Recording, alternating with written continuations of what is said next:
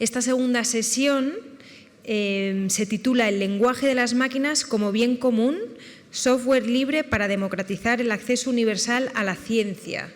En esta sesión contamos con la codirectora de la Jornada MEDIS, con Pilar Rico, y le doy ya paso directamente a ella, ¿no?, que presentará a los tres ponentes que estarán con ella en este coloquio. Gracias. Muchas gracias, Cristina. Pues sí, vamos a empezar con la segunda mesa. Tengo conmigo a tres grandes que nos van a ilustrar sobre el software libre y la importancia que estas herramientas tienen como mecanismo para democratizar el acceso al conocimiento científico. Tengo conmigo a Roberto Di Cosmo, que es el director, fundador y director de Software Heritage, que es la mayor iniciativa de compilación de código de software libre del mundo, que está auspiciada y apoyada por la UNESCO. Roberto es doctor por la Universidad de Pisa y es catedrático de informática en la Universidad París Diderot. Es director desde el año 2010 hasta el año 2018, fue director de un centro de investigación dedicado a la calidad del software libre llamado IRILL, no lo estoy diciendo bien, estoy segura. IRIL, está bien, perfecto. Y es presidente del capítulo de software del Comité Nacional de Ciencia Abierta francés, que es un comité nacional liderado por el Ministerio de Universidades, de Educación Superior y de Investigación del Gobierno de Francia. Además, desarrolla también una actividad importante en España porque es presidente del Consejo de Administración y del Consejo Científico del Instituto INDEA Software, uno de los centros de investigación de la Comunidad de Madrid, uno de los centros de excelencia. Y actualmente está adscrito al INRIA. Muchas gracias, Roberto, por haber venido desde París. Gracias por la invitación. A trabajar con nosotros en esta jornada. Luego tenemos con nosotros también a Jesús Barahona, que es catedrático de Ingeniería Telemática de la Universidad Rey Juan Carlos de Madrid. Es ingeniero de telecomunicaciones desde el año 1991 y es doctor ingeniero en telecomunicación por la Universidad Politécnica de Madrid desde el año 98. Ha trabajado también como docente e investigador en la Universidad Carlos III y desde el 99 trabaja en la Rey Juan Carlos. Ha liderado más de 35 proyectos de investigación, 11 de ellos internacionales.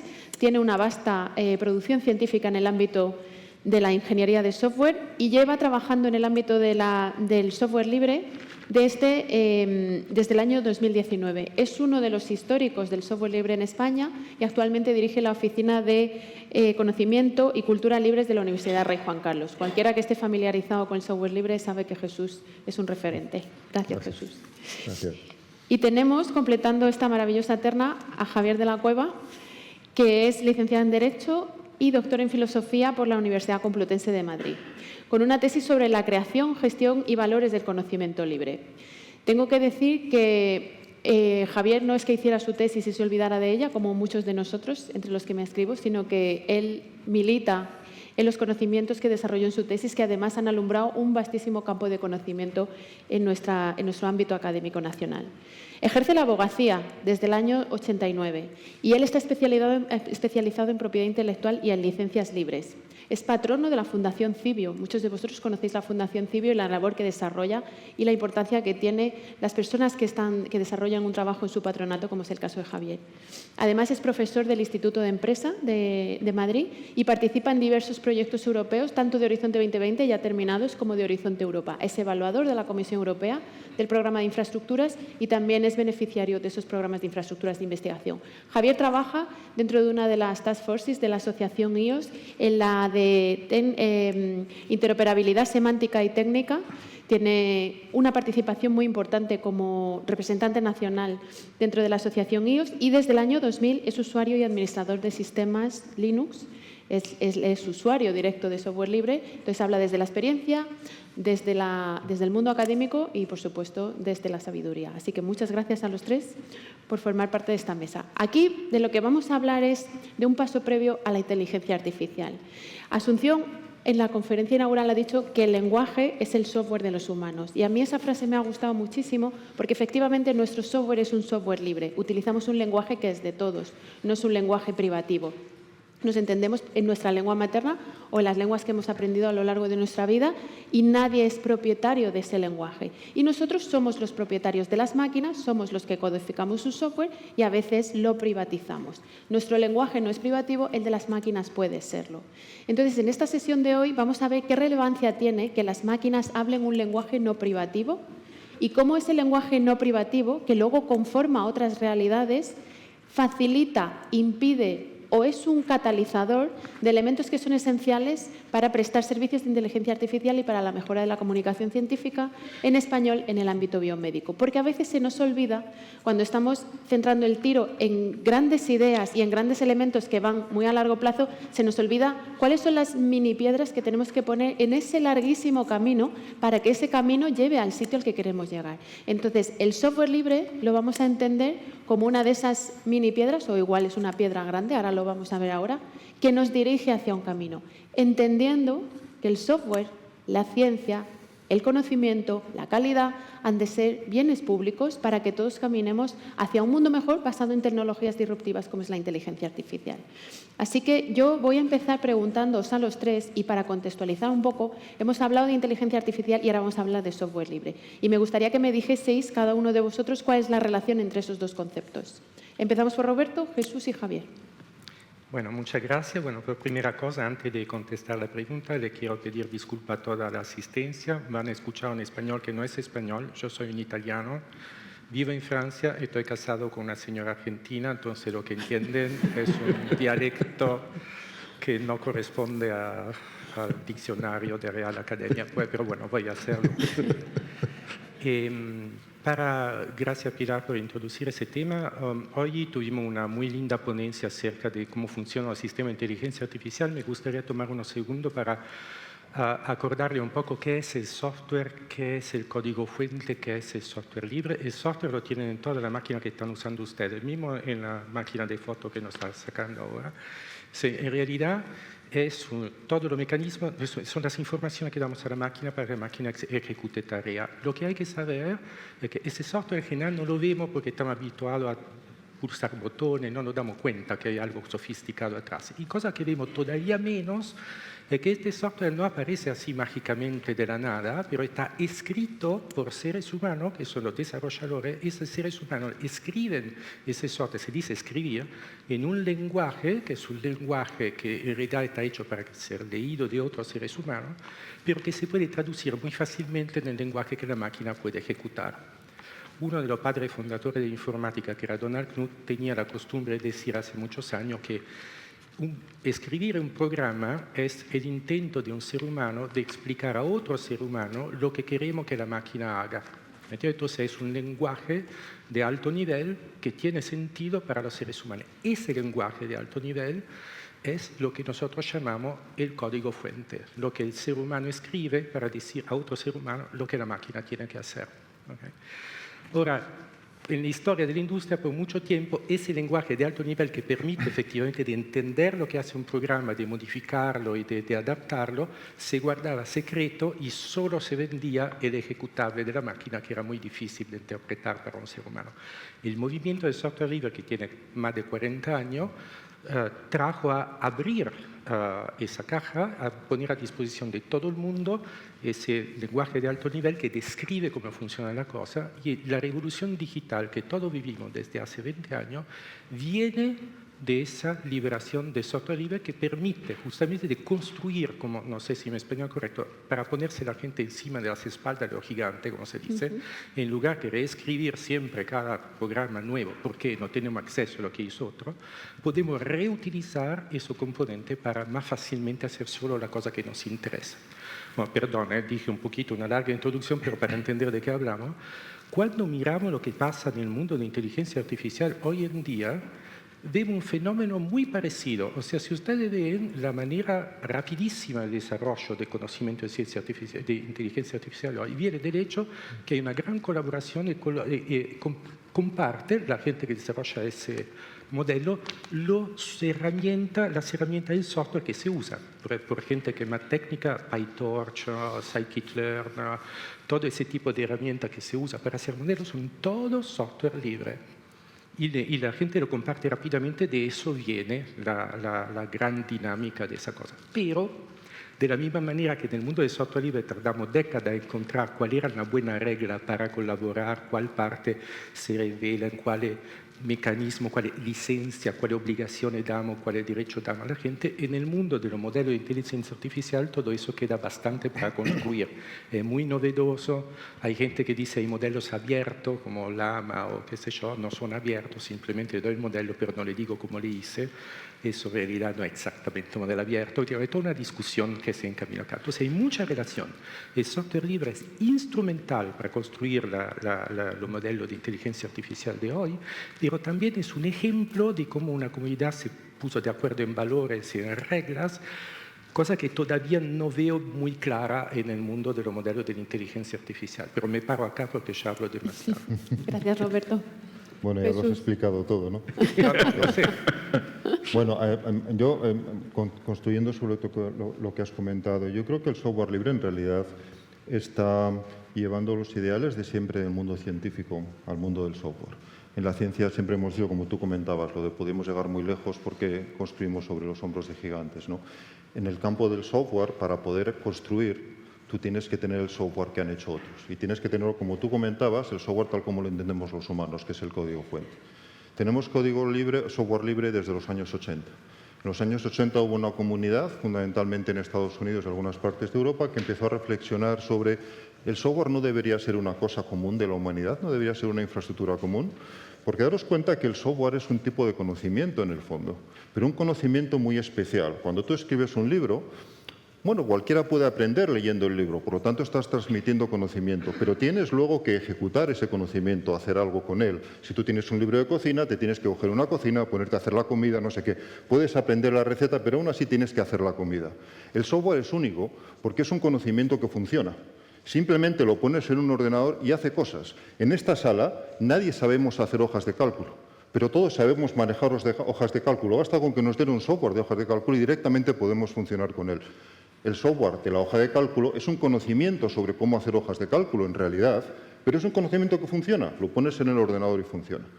Por eso esta reflexión que hubo en los años 80 de cómo debería ser el software como una infraestructura básica de la humanidad es muy interesante desde el punto de vista más allá de la tecnología.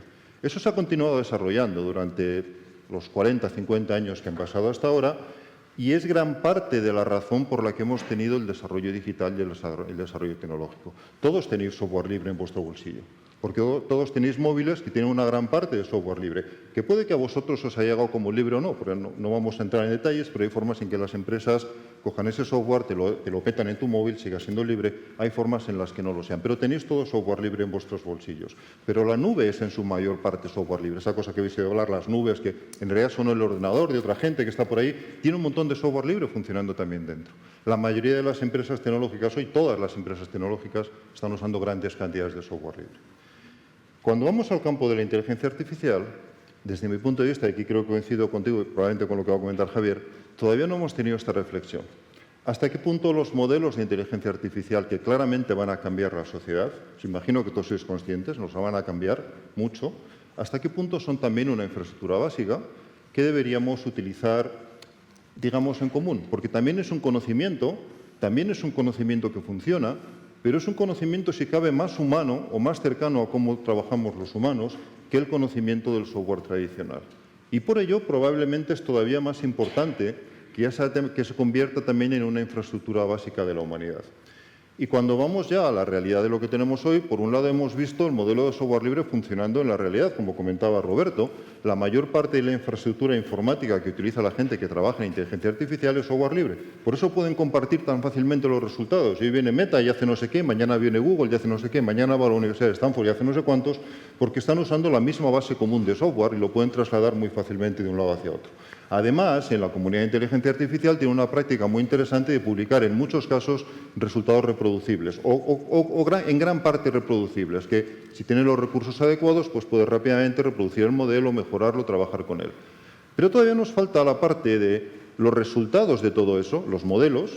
¿Qué vamos a hacer con ellos? Van a ser modelos que una empresa nos va a dejar, estilo ChatGPT, yo puedo consultar a sus servidores, me responden, tengo una caja negra con la que no puedo trabajar, con la que no puedo innovar, que no puedo mejorar y sobre todo que no puedo controlar. O vamos a tener algo que va a funcionar en nuestras máquinas, que yo voy a poder entender, que hemos explicado esta mañana en la primera presentación, que va a ser transparente, que voy a poder entender cómo funciona, que sé cómo ha sido entrenado, que sé qué sesgos tiene. No olvidemos que siempre van a tener sesgos. El problema es qué sesgos van a tener, si los conozco, si los puedo controlar, o incluso si están haciendo cosas que yo no sé qué hacen, pero que están haciendo y que o bien me perjudican o bien me ayudan, ¿no?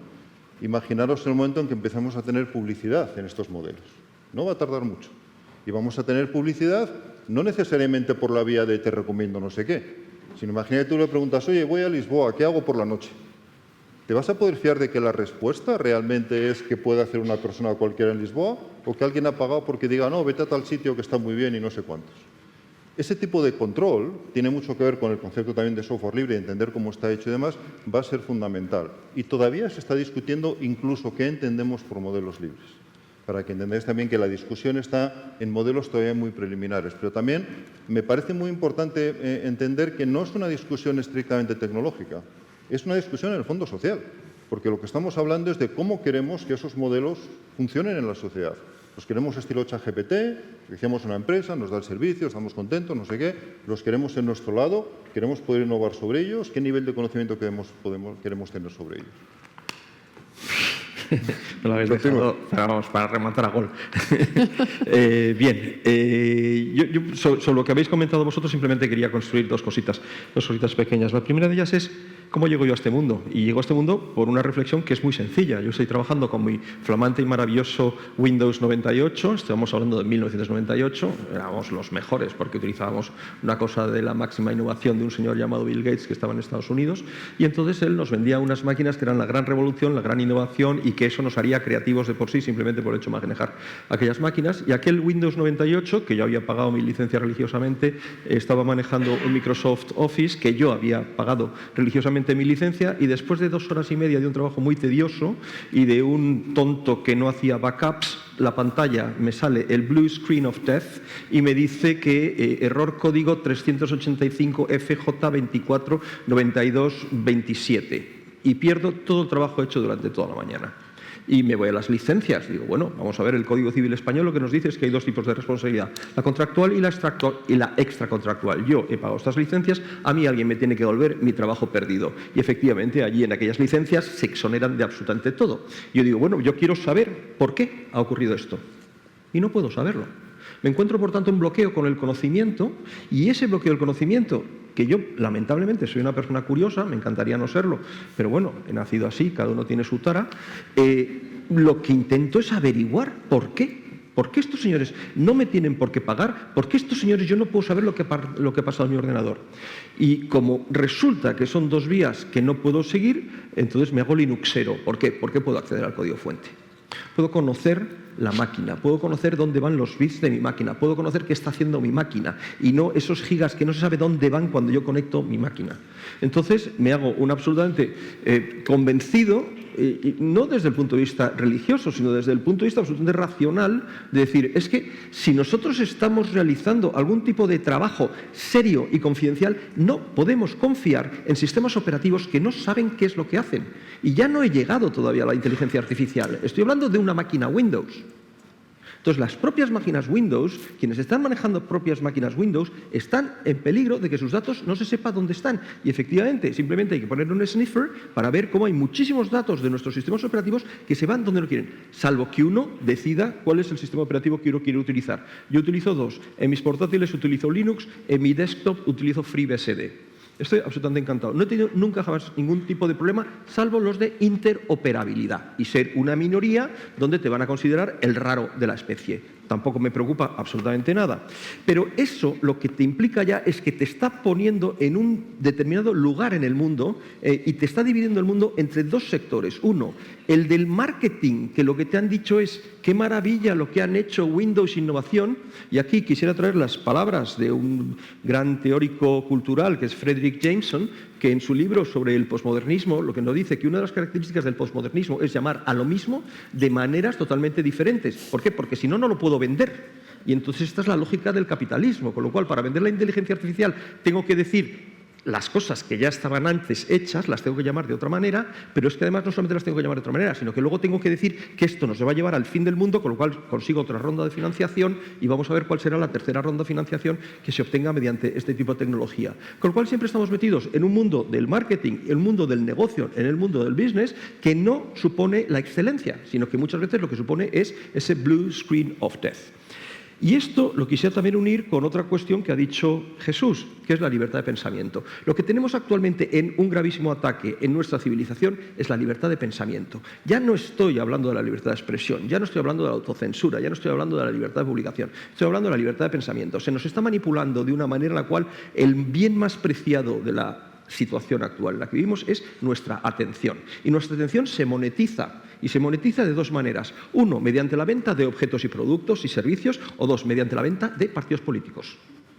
Y en esos dos tipos de polarizaciones que se están produciendo es donde o utilizamos 15 capas de maquillaje cuando nuestras madres utilizaban 2 o 3, cuando lo que hacemos es, tenemos un concepto perverso de nuestro propio cuerpo porque la publicidad a la que nos llega, lo que nos está haciendo sentir mal con unos problemas de salud mental porque nuestro cuerpo no está adaptado a la estética social y luego en tercer lugar se está produciendo polarizaciones de votos que son absolutamente irracionales.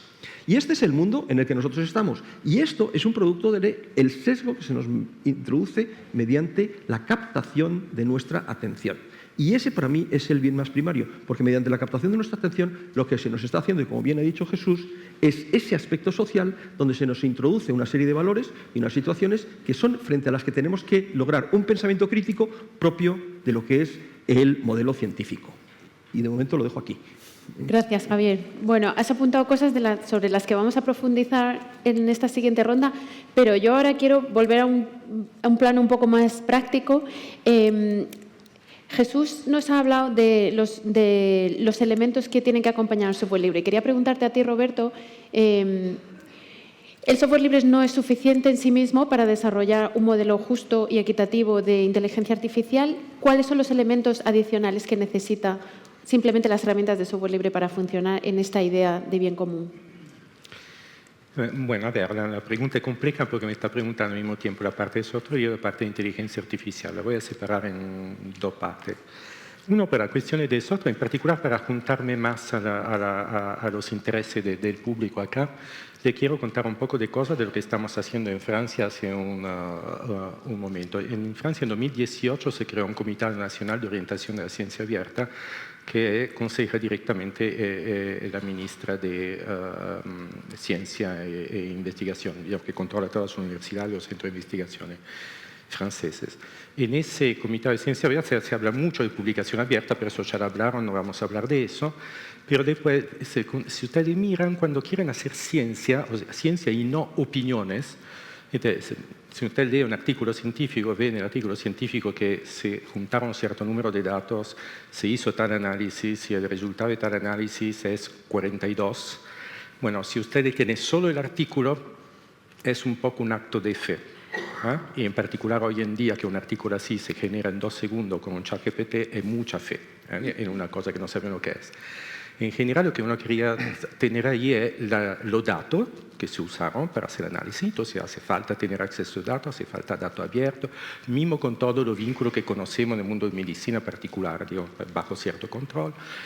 Pero después no alcanza solo con los datos, porque en el artículo se describe más o menos el análisis que se hizo, pero el análisis que se hace hoy es muy compleja. Ustedes usan bibliotecas de estadística, de transformación, no la van a reescribir desde cero, y no hay tanto los detalles en el artículo. La otra cosa fundamental es tener el software con el cual se trataron esos datos.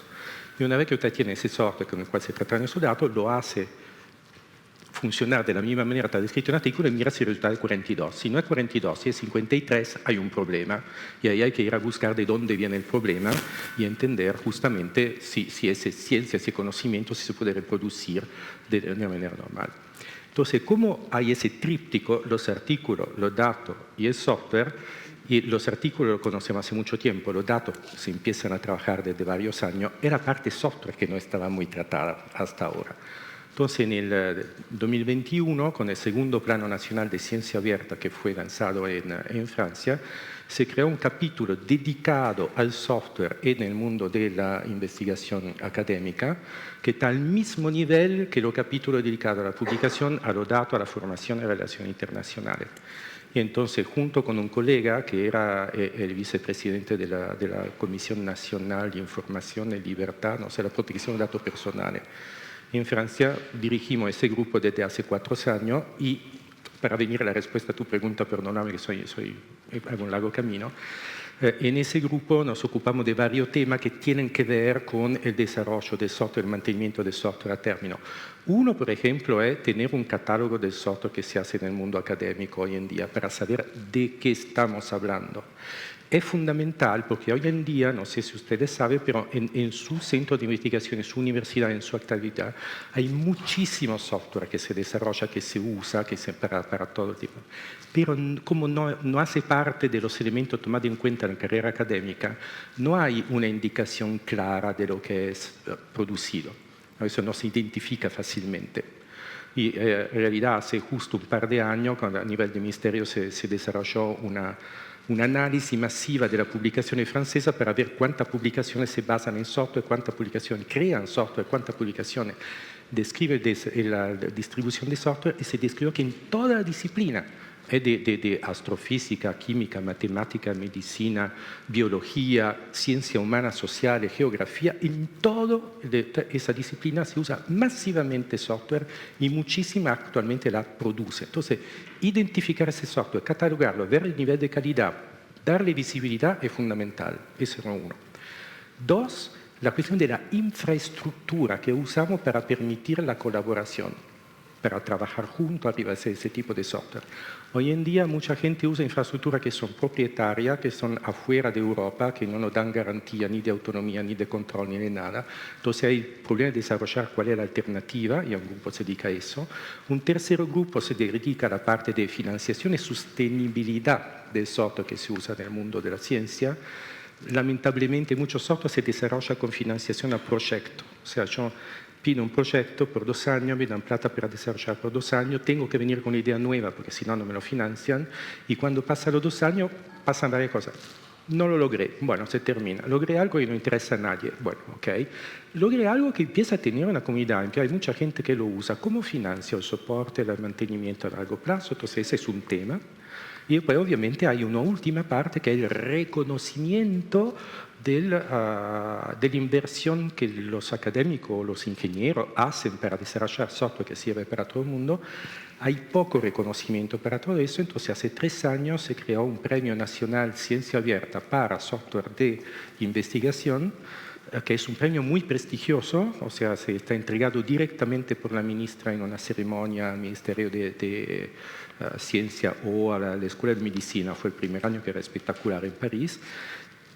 No cuesta mucho, son 4, 10 premios por año, no hay mucha plata, cuesta mucho esfuerzo porque necesita tener un jurado que es legítimo, necesita poder juntar muchas cosas y tiene un impacto enorme, porque la gente que recibe ese premio se siente reconocida, está en la universidad donde el premio llega, ve que hay algo de valor que está producido y podemos constatar ya hoy que hay un cambio gracias justo a ese pequeño tipo de esfuerzo.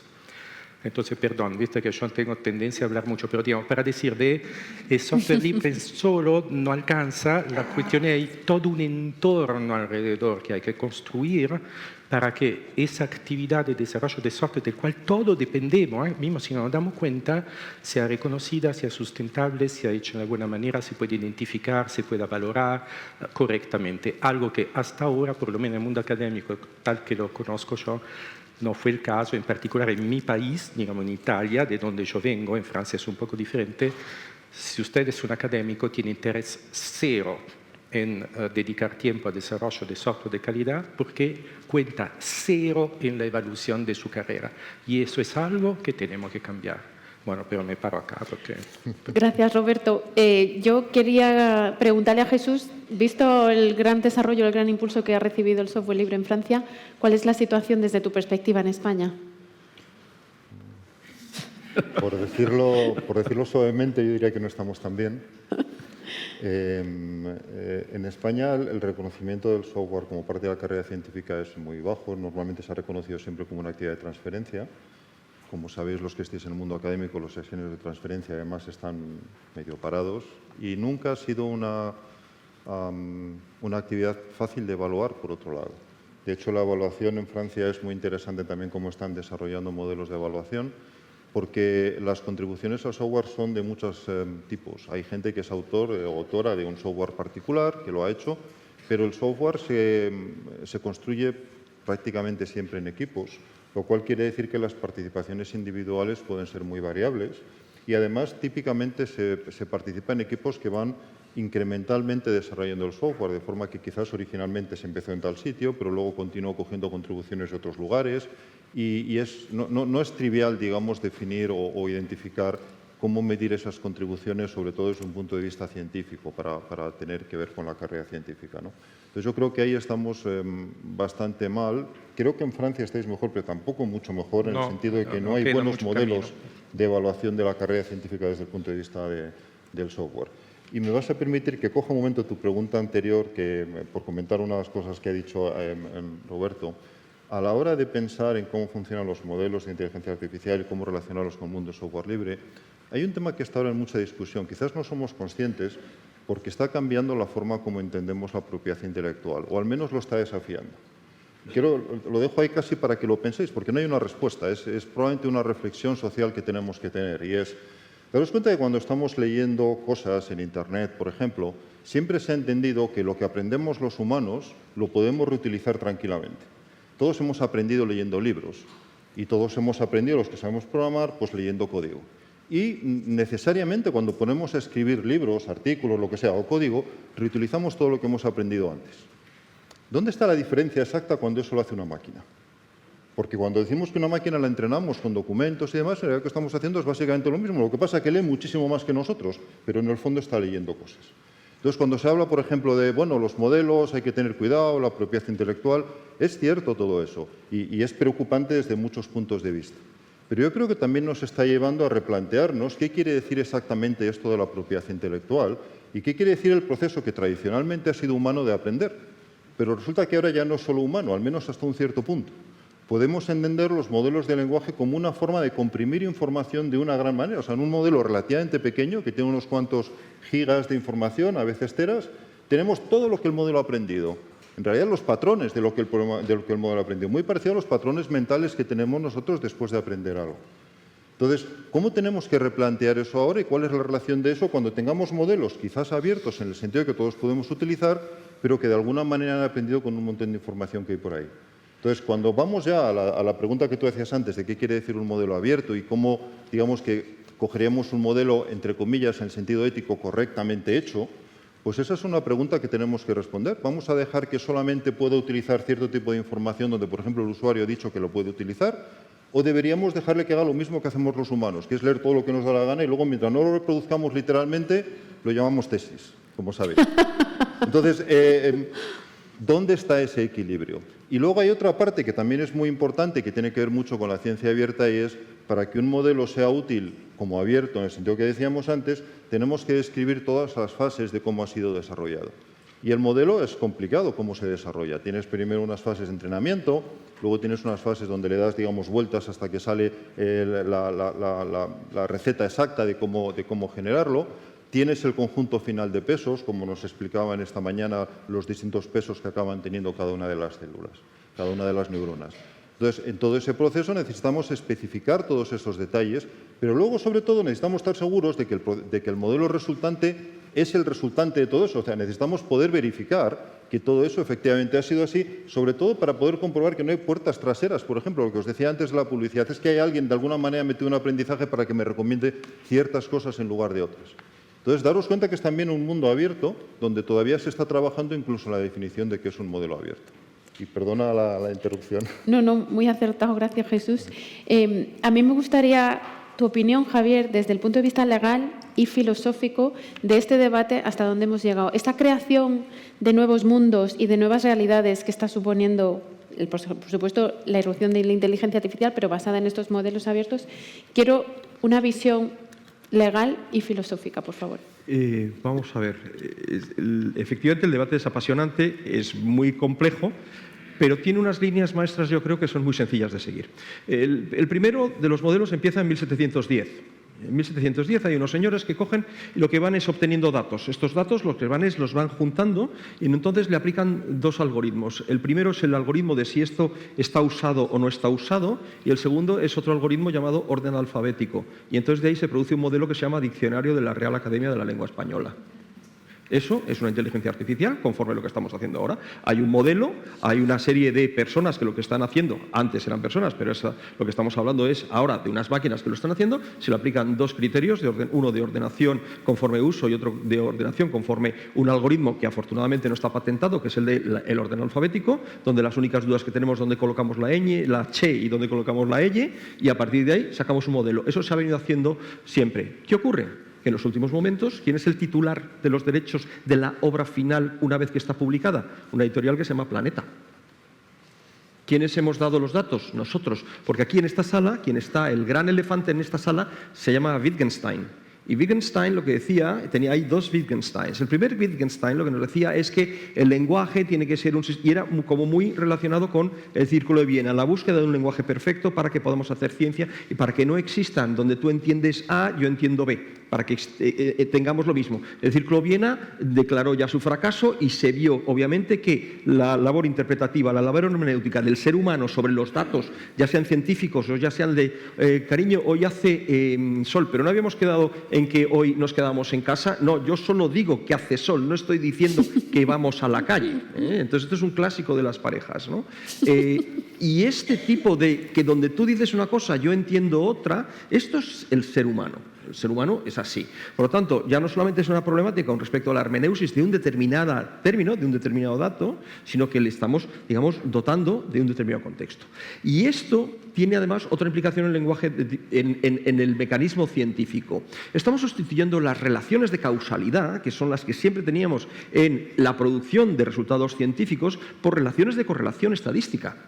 Y esto es uno de los grandes cambios brutales que nosotros nos estamos viendo con respecto al tema de la inteligencia artificial. Ya no se habla de si haces A, entonces B. Lo que se hace es, si haces A, pudiera ser, conforme la estadística y conforme el peso que tiene cada una de las variables que nosotros estamos introduciendo y sobre la temperatura que a lo mejor tiene el procesador en ese momento, que no sabemos cómo afecta, lo que va a salir es un resultado o va a salir otro resultado.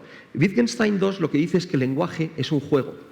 Y entonces es un juego que es puramente creativo y lo que vamos haciendo con él es vamos dotándolo de significaciones totalmente novedosas. Entonces, por tanto, yo creo que uno de los elementos sobre los que nosotros tenemos que introducir ya el modelo de pensamiento de la inteligencia artificial es en el sistema tradicional de los tres elementos clásicos que eran, en primer lugar, el signo. Y ahí lo que tendríamos es siempre el análisis derivado de lo que es qué signos son los que componen, con qué los podemos hacer, cómo se combinan cada uno de los signos. Y esto, el ejemplo clásico es el del semáforo, rojo, amarillo y verde. El rojo, vamos a la segunda capa, que es la capa semántica, que es donde podemos tener los problemas hermenéuticos. Entonces el rojo significa no pasar, el verde significa ya puedes pasar, pero el amarillo depende. En Barcelona significa una cosa y en Sevilla significa otra. En un sitio supone decir para, que se va a poner rojo, y en el otro dice corre, corre, que se va a poner rojo. Por tanto, ese tipo de lenguajes donde no podemos saber exactamente, sino que depende del contexto donde estamos, también es un tema sobre el que tenemos que trabajar. Y el tercer nivel semiótico, es el nivel de la creación de mundos. Y este nivel de creación de mundos es que cuando se genera el semáforo, nadie jamás pudo pensar que la consecuencia directa iba a ser las rotondas, para evitar precisamente los semáforos. Y si nos vamos ya a una cuestión de tipo estético, ¿alguien ha visto una rotonda que tenga dentro algo que sea bonito? Entonces, es curioso cómo la creación del semáforo genera un mundo de rotondas espantosas. Las hay bonitas, he visto algunas, pero las voy apuntando, las que son bonitas, porque normalmente dentro de una rotonda lo que hay es algo que es un adefesio urbanístico. Las consecuencias indeseadas, por tanto, de algo que nosotros estamos haciendo mediante un lenguaje de símbolos, las tenemos ya. Entonces, lo primero que tenemos que saber es que hay siempre consecuencias indeseadas de un sistema en el cual lo que tenemos es semiótico. que está compuesto por estos 3 niveles. Y ahora vamos con la propiedad intelectual. ¿Qué es lo que hace la propiedad intelectual? La propiedad intelectual, fuera de lo que a nosotros nos están prometido y nos han dicho siempre de que es una defensa de la autoría y de los autores, etcétera, la propiedad intelectual en sus 200 y algo años de existencia formalizada desde el Estatuto de Anne, y por ahí está Eva Méndez, que tuvimos la oportunidad de escribir un informe para la Unión Europea, para la Comisión Europea, y he de decir que en aquel informe trabajé mucho más que en mi tesis doctoral, porque mi tesis doctoral conté lo que ya sabía, pero en aquel informe lo tuve que estudiar.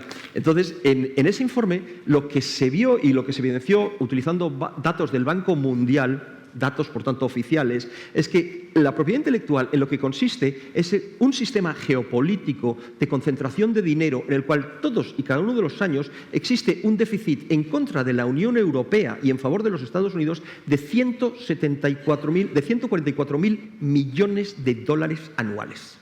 Esto es lo que es la propiedad intelectual. Y a los autores y a las autoras, la única propiedad intelectual que nos queda es la moral. Yo he hecho esto. Porque al final, si somos periodistas, pertenecen al medio de comunicación. Si somos científicos, pertenecen a la entidad. Si somos personas que están en movimientos sociales, no pertenece a nadie, pertenece al graffiti y ahí se queda. Realmente la autoría está concentradísima. Es un mecanismo de concentración de capital en muy pocas manos, y aquí lo vemos en la propiedad intelectual, quiénes son los que producen los datos y quiénes son los que están teniendo los grandes ingresos sobre la propiedad intelectual, y el resto de las personas autoras no tenemos absolutamente nada. ¿Qué es lo que va a ocurrir con la propiedad intelectual de la inteligencia artificial? Lo voy a anunciar ya, es el capítulo 4 de mi tesis, es lo que siempre ha ocurrido. La propiedad intelectual tiene una regla fundamental, y es la de ustedes no pueden hacer nada, porque esto es de los sagrados autores. Como ustedes no pueden hacer nada, solamente podrán ustedes hacer algo en 2 casos. Bueno, en 3 casos. Uno, que la obra esté en dominio público, que no es el caso de la inteligencia artificial, salvo las obras que sean anteriores. 2, el caso en el que ustedes tengan permiso de los titulares de los derechos, que no de los autores, que normalmente no suelen tener ese permiso porque ya lo han tenido que pasar, de los titulares de derecho. Y 3, si está utilizando un límite. ¿Qué es lo que ocurre? Que hay límites que son de pago y hay límites que son gratis. ¿Qué pasó con los límites de la copia privada? Que se establece un pago por la copia privada. ¿Qué pasó con los campus virtuales de las universidades? Que se puso un límite de pago en favor de las entidades de gestión. ¿Y qué va a pasar con la inteligencia artificial? Que se va a poner un límite de pago en favor de las entidades de gestión. ¿Quiénes van a ser las beneficiarias? Las GAE, CEDRO, VEGAP, las 8 entidades de gestión que hay en España. Se va a poner un límite y se va a decir, ¿pueden ustedes hacer con la propiedad intelectual de la inteligencia artificial todo lo que ustedes quieran? No se preocupen, pero van ustedes que tener, usted es una universidad, uy, qué bonito, van ustedes que pagar tal tasa, van ustedes que pagar este canon. ¿Y a quién va a ir este canon? A las entidades de gestión, porque la teoría es que representan a todos los autores del mundo mundial. Y entonces, ¿a quién van a dar ese dinero a las entidades de gestión? A sus socios, que les aseguro que no son ustedes. Javier, me has hecho saltarme el guión. Vamos a ver. Vamos a ver. Estamos hablando de la propiedad intelectual de los contenidos sobre lo que va a trabajar la inteligencia artificial. Y eso es un tema. Y otro tema es la propiedad intelectual del lenguaje de las máquinas que van a procesar esa información. Entonces, me gustaría que hicieses un matiz a cada uno de esos 2 elementos. Espera, y luego quiero que me digas, por favor, ¿cómo prevés tú que se va a reformar, si prevés que se va a reformar la ley de propiedad intelectual a la luz de lo que dice la IA Act?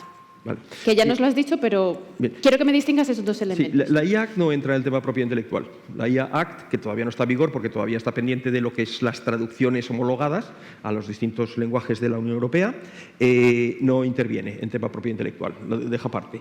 El lenguaje con el que yo estoy utilizando la máquina, ese no tiene ningún tipo de relevancia, búsquese usted la vida. ¿El dinero dónde está? El dinero está en el output, en el negocio que se hace con las máquinas. Por tanto, el que utilice las máquinas es el que el que utilice un determinados datos para nutrir las máquinas, como muchas veces tú puedes identificar qué datos son, y si, por ejemplo, coges un corpus jurídico, está bajo dominio público, no hay ningún tipo de problema, pero si tú lo que coges es un corpus que pueda ser lingüístico, ya vas a tener a la Editorial Planeta diciendo, es que está usted utilizando en mi diccionario de la Real Academia. ¿Y si coges un corpus lingüístico de producción científica en el ámbito biomédico que esté publicado con CC BY? Entonces, si está publicado con CC BY, no vas a tener ningún tipo de problema. La teoría, pero claro... ¿Y CC BY será like? Pero, perdón, es que tendrás que demostrar, al igual que ya ocurrió con la música, que la música que tú utilizas, porque se presume que tú no tienes esos derechos, entonces recae sobre ti la carga de la prueba en un pleito de demostrar que lo que tú has utilizado son datos que son libres. Esto ya pasó a partir de los años 2002-2005 en el tema de la música y obtuvimos unas sentencias en las cuales lo que se dijo por parte de los juzgados fue: usted no tiene que pagar derechos a las GAE siempre y cuando usted demuestre, porque la carga de la prueba es la suya, porque la presunción de veracidad la tienen las entidades de gestión de la propiedad intelectual, usted si demuestra que efectivamente ha utilizado todo este repertorio de música, entonces usted no tiene que pagar a las GAE. Y se ganaron una serie de pleitos. El primero de ellos fue el de la Dinamo, que fue la primera sentencia mundial que lo que hizo fue recogió el concepto de copyleft. Entonces, la sentencia de la Dinamo fue el Juzgado Mercantil número 5 de Madrid y yo tuve el honor y el placer de defender a la Dinamo y fue el primer momento del mundo donde el término copyleft entra en una resolución judicial. Y ya ahí queda bien expresado que si tú demuestras los datos que estás utilizando, entonces no vas a tener. ¿Qué ocurre? Que antes ha citado el caso del New York Times y la problemática que estamos siempre en perspectiva es con qué hemos nutrido la máquina. Entonces, ¿qué ocurre? Que tendremos, como bien dice Jesús, la Open Science volverá a tener sobre sí misma la carga que actualmente tiene. Resulta que la ciencia, como tú se te olvide poner una licencia, por defecto se aplica que está cerrada.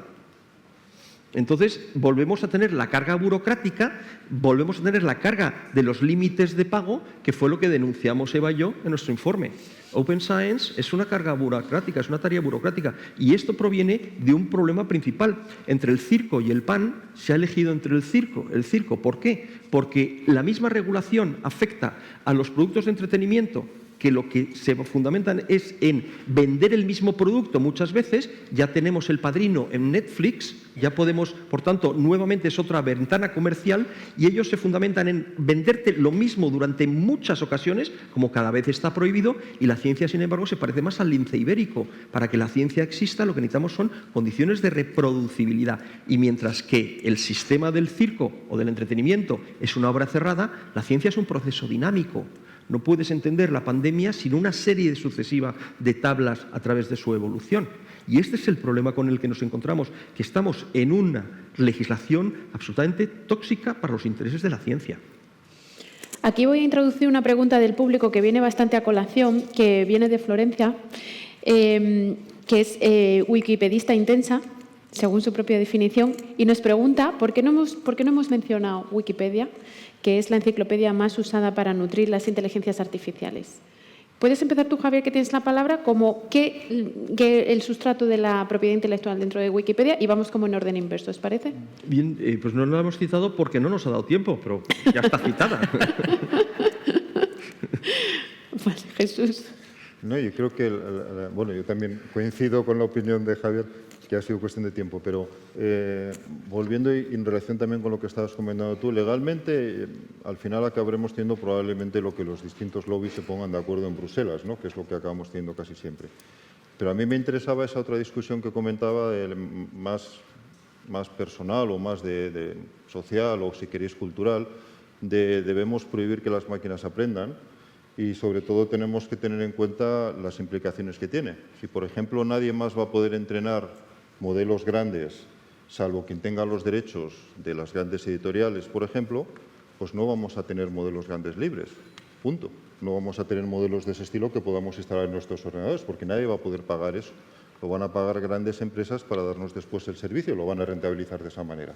Entonces, cuando fijemos la legislación exactamente, quizás en el sentido que dice Javier, y se diga, no, tú no puedes entrenar si no tienes permiso explícito del autor para entrenar, vía sociedades de gestión o lo que sea, pues yo personalmente no voy a poder entrenar modelos, porque nunca voy a poder pagar esos recursos. Entonces, ese tipo de decisiones va a influir mucho en el tipo de inteligencia artificial que vamos a tener. Y para mí la pena, como muchas veces ocurren estas cosas, es que no está en el radar social. O sea, todas estas cosas no se discuten, y sin embargo, probablemente van a tener más influencia sobre la próxima generación que cualquiera de las decisiones que estamos tomando ahora en cualquier ámbito. Lo cual es un poco triste también viéndolo desde el punto de vista, ¿no?, del futuro de la humanidad en general. Y perdón, que interrumpo, que no es mi turno. Yo siempre recordaré una frase de Jesús González Barahona. El software libre siempre se ha desarrollado en un entorno hostil. La dijo en el año 2005 y la tengo aquí grabada. Y es lo que me inspiró, junto con Eva, para ver que efectivamente ese es el contexto en el cual estamos operando la ciencia. ¿Y a qué te referías con eso, Jesús? Que cuando el software libre se ha desarrollado no ha requerido un cambio de legislación, no ha habido un apoyo social, no ha habido, sobre todo al principio, grandes empresas que dijeran queremos que este sea el modelo. Al contrario, la discusión social nunca la tuvimos y en los años 80 se decidió, sobre todo en lugares políticos y jurídicos, que el software tenía que tener el tipo de legislación que tenían las obras de literatura, por ejemplo. Había gente que pensaba que no era así y lo que hizo fue, digamos, votar con los pies. O sea, se puso a hacer software que tuviera otro tipo de licencias. El entorno era hostil en el sentido en el que toda la legislación estaba pensada para el software que hoy llamamos privativo, o sea, el software normal. Pero el software libre se pudo desarrollar en eso, gracias fundamentalmente a que hubo individuos, en muchos casos personalmente, y algunas instituciones, que encontraron los resquicios suficientes y el modelo era tan potente que, a pesar de tener todo el entorno socioeconómico en contra, hoy se ha convertido en el modelo dominante. Como decía antes, hoy el software libre es el modelo dominante en muchísimos ámbitos tecnológicos. Entonces, no ha necesitado o incluso se ha podido desarrollar a pesar del entorno social. Yo no tengo tan claro que eso pueda ocurrir en el caso de la inteligencia artificial, porque tenemos otros modelos de costes diferentes y otros incentivos diferentes, pero habrá que ver. Vale, en este punto me gustaría, Roberto, que nos hablaras de Software Heritage y qué papel desarrolla en este entorno hostil del que citaba Javier y que reflexionaba Jesús. Bueno, sí, muy interesante esa discusión. Para decirle, efectivamente,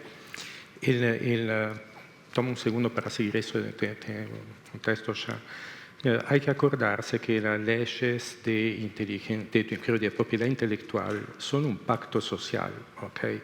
Digamos, los estados que controlan la fuerza pública deciden de otorgar un monopolio acerca de una particular creación, que sea una canción, un texto, un software, lo que sé yo, a alguien, que una vez era el autor, ahora es lo que tiene los derechos del autor, en general no es más la misma persona. Pero ¿por qué el Estado hace eso para defender un interés privado? Porque se supone que eso trae un gran interés público. Es un compromiso. ¿Okay? Entonces, ese pacto social evolucionó con el tiempo. O sea, nació hace, bueno, claro, está el Estatuto de Arles, pero digamos la verdadera propiedad intelectual moderna nace más bien en Francia, en la Revolución Francesa, con Beaumarchais, que era un autor de piezas de teatro, enojadísimo porque escribía la pieza de teatro y la gente tenía el teatro, la representaba, ganaba plata y no le daba nada. Entonces impulsó esa noción que hay que proteger al autor, que es automático, no hace falta declararlo ni nada, etc. Está bien cuando se trataba de defender a la gente ahí, pero derecho de autor, 70 años después de la muerte del autor, estamos seguros que eso todavía hace parte del pacto social que tenemos. Y además, derecho de autor, cuando, como decimos justamente, le decía Jesús, es verdad, yo tengo mi creatividad, pero mi creatividad viene de mi propia elaboración de un montón de conocimiento de otro que integré y que transformo de alguna manera. Ese debate no está y habría que tenerlo abierto ya, porque no es simplemente porque las leyes existen que necesariamente tienen que quedar así. Hay que ver cuál es el interés común, porque es un pacto social, de vuelta tiene que ser el interés común, no solo el interés individual. Cierro acá. Bueno, ahora, yendo ahí, justamente, y volviendo al tema del software, yo hago, qué sé yo, más o menos 30 años que trabajo en el mundo del software, que me ocupo del software libre en general, intento defenderlo, protegerlo, difundirlo de la manera más absoluta, porque creo que hace parte de un conocimiento, un patrimonio intelectual de la humanidad donde encodamos un montón, codificamos un montón de conocimiento científico, técnico, organizacional, político. Hoy en día está todo dentro de los procesos que están en el software, y ese es un patrimonio común. Pero la cosa que me sorprendió muchísimo hace 10 años es que me di cuenta que nadie se interesaba en preservar, juntar, preservar, volver fácilmente disponible todo ese patrimonio común que es escrito como lenguaje de alto nivel para seres humanos, el código fuente de la nuestra revolución digital. Ahí nació la idea de crear una organización cuya única finalidad era de ir a juntar todo el código fuente públicamente disponible, y mismo a término no públicamente disponible, preservarlo, asegurarse que no se pierda, que se mantenga a largo plazo y volverlo lo más útil posible para todo el mundo, que todo el mundo pueda buscar, reutilizar, estudiar, entender, etc. Nadie se ocupaba de eso. Había biblioteca para preservar libros. Acá, ayer tuve la suerte de poder visitar la lindísima biblioteca que está acá en el Escorial, que muestra cómo desde mucho tiempo la preservación del conocimiento es una cosa fundamental. No había una biblioteca del software. Y entonces estamos intentando construir eso desde casi 10 años como una plataforma totalmente abierta. Entonces todo lo que hacemos para desarrollar la plataforma es software libre, que si no, preservar a largo plazo, digamos, 10 años, 20 años, 100 años, usando software propietario, no me tendrían que creer, porque no se sabe lo que estamos haciendo. Con principios abiertos, intentando de juntar todo el código fuente y de poder rastrear de dónde viene, saber cada fichero de cuál particular origen viene. Y eso se vuelve una increíble plataforma para ciencia abierta, porque cuando uno hace un artículo, decíamos, tal artículo que resulta 42, ¿cuál software utilicé? ¿Dónde está el software utilizado? ¿Dónde lo ponen ustedes? Muchas veces no se encuentra más cuando uno va a leer el artículo. Ahí tienen ese archivo universal donde lo puede poner. ¿Cuál versión del software? Porque si uno cambia una comilla en el software no hace más el mismo resultado. Entonces ahí cada versión, cada estado del código fuente de un software está identificado con una clave criptográfica que garantiza la integridad. Entonces tenemos disponibilidad, integridad y referencia de todo el código que se puede usar en la ciencia. Pero esa es la primera parte, y la segunda parte es que increíblemente, y acá sí le puedo decir mi mejor amigo de mi estudio universitario, cuando estudié informática en Pisa en los años 80, nosotros informáticos no teníamos plata, porque se veía la informática como una cosita más o menos marginal. Entonces, para tener acceso a computadoras, yo me hice amigo de toda la gente en física, astrofísica, etcétera, que ellos tenían plata, tenían grandes computadoras lindísimos. Bueno, mi mejor amigo es el Mission Head de James Webb Space Telescope, es la persona que pilota ese telescopio increíble. Y siempre charlando con él le digo, no sabe cómo te admiro a vos y tu comunidad y cómo soy celoso de lo que ustedes hicieron, porque la comunidad de los astrofísicos a nivel mundial logró ponerse de acuerdo para una empresa que dura 30 años, que costó $10.000 millones para fabricar y poner en órbita en el punto Lagrange L4 ese telescopio espacial. Y nosotros que usamos todo software, nosotros que creamos software en un mundo donde no falta plata, miren la grande multinacional, no le falta plata de la manera más absoluta, no logramos construir un grande telescopio que nos permita explorar la increíble galaxia del desarrollo del software hoy, poder ver cuál es el software de calidad, cuál es el software que tiene una vulnerabilidad, cómo corregirlo, aprender los buenos patrones para desarrollar software mejor, ayudar a la gente, a sus estudiantes, a sus postdocs, a sus ingenieros, a ustedes si hacen software, de encontrar la versión de software o el proyecto más adecuado para lo que queremos hacer, una plataforma que permita también de entrenar nuevos modelo de inteligencia artificial de manera transparente y responsable, de manera de ayudarnos a construir software más fácilmente para el futuro, sin necesariamente tener miedo. Yo viví tantas revoluciones. Cuando empecé a hacer programación en los años 80, escribía assembler a mano 0,1.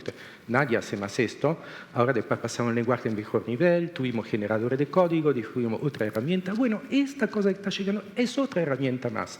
Hay que aprender cómo hacerla y tiene que ser disponible para todo y tenemos que poder adaptarla a nuestra necesidad. Tiene que ser abierta, tiene que ser transparente, tenemos que saber cómo funciona y la tenemos que poder adaptar. Entonces, todo eso es lo que estamos intentando de hacer, pero sin los recursos masivos que tienen las multinacionales del otro lado. Nuestro budget es muy chico y intentamos de respetar los principios de infraestructura de ciencia abierta, que dice que efectivamente esa infraestructura que está en el servicio de ciencia abierta no tiene que poder ser comprada y vendida o cerrada, cosa que vimos demasiado en el pasado, Protocol.io, F1000 Research, tanto ejemplo como esto, pero tiene que ser a disposición de todo el mundo y con una gestión transparente abierta. Ese es el desafío hacia el cual vamos.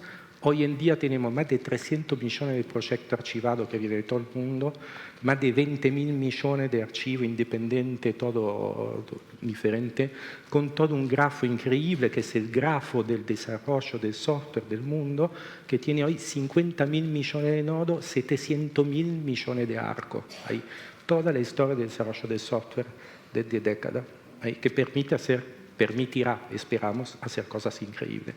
Bueno, perdón, es bien que hay un poco de pasión en eso, pero para pasar 10 años a hacer una cosa así, con el recurso limitado y con contravientos y marea, como dice Jesús, no es una cosa fácil, hay que ser testarudo y hay que tener confianza, que si no, no se llega.